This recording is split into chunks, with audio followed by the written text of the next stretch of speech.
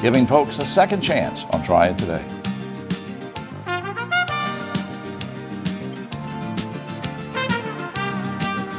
Hello everyone, I'm Jim Longworth. Welcome to another edition of Triad Today. Coming up later, our infamous roundtable convenes, and there's no telling what those guys are going to say. Stay tuned for that. But between now and then, some great guests and important information coming your way. We'll speak, for example, with two very distinguished physicians who will tell you about a new heart procedure. That's important, so I want you to stay tuned for that. We'll also have two perspectives on giving folks a second chance. One comes from Goodwill, one comes from the Winston-Salem Chamber of Commerce, and we'll tell you all about that as it relates to new employment opportunities. But first, we turn our attention to the plight of the homeless and three people who are working on that plight feverishly, and we're glad they are. Lori Bates, our director.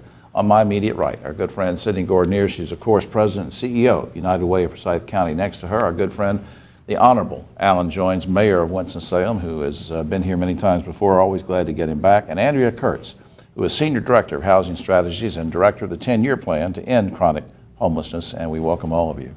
Thank you. Mayor, I'm going to you first. Very briefly, how prevalent is the homeless problem in our area? When we started about 10 years ago, Jim, we identified on any given day about 500 individuals homeless in our community. 300 of those would be what we'd say day-to-day homeless, and then 200 were chronically homeless, being homeless for more than a year. That's a lot more than I thought. That's what's this mayor's challenge that I hear about, and how did it come about? Yeah, President Obama actually challenged mayors across the country to put special emphasis on trying to eradicate veterans homelessness. And I'm really proud to say that working with Andrea and the committee and our leadership with Chris Henson, Winston-Salem was one of 27 cities across the whole country that has been certified as ending homelessness among veterans. Andrea, let me go to you, and we didn't rehearse this or anything, but now when did that certification come? How long have you been working on this?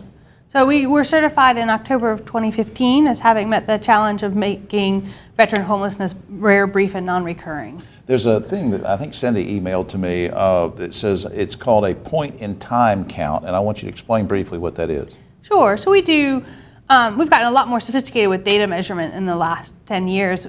For 20 years now, we've been doing a point-in-time count the last Wednesday in January every month, where we do a census of everybody in our community who's homeless, both in shelters and also on the street. So you're keeping current figures then? That's Correct. Good. That's very important. Yeah. Cindy, how does all this fit with what the mayor and what Andrea were talking about? How does this fit or complement with what United Way's mission is? Well, I think that there's two ways. One is that we don't want to live in a community where we know people are homeless.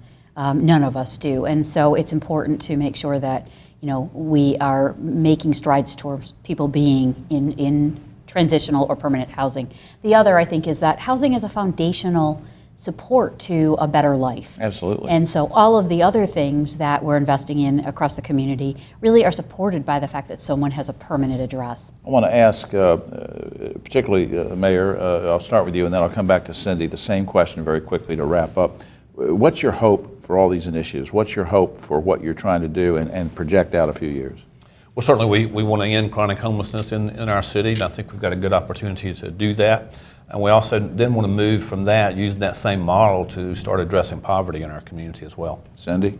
I really don't think I could add anything to that. It is about having people have a different future than present, and having them have hope for that. And again, not to spring things on, we didn't rehearse this or anything, but Andrea, I want to get your take on this too, in the sense that is all this attainable? And I'm not picking on the mayor or Cindy, but they're hopeful and we're on the right track. Is this attainable? I mean, absolutely. I think we have the resources and the will in our community to address people's housing needs, which is fundamentally what causes homelessness. I think homelessness is, when you look at the causes of homelessness, it is a system problem, it's a resource problem. And so making sure that we have a community in which we have enough affordable housing for the people who live here. And of course, and just one other thing I want to get in, I don't want to go over time, but I want to say, piggybacking on something that Cindy said, Mayor, you're big on economic development, and yet this whole thing we've been talking about buttresses that, right? Absolutely. As Cindy said, your community can't grow unless everybody grows with it.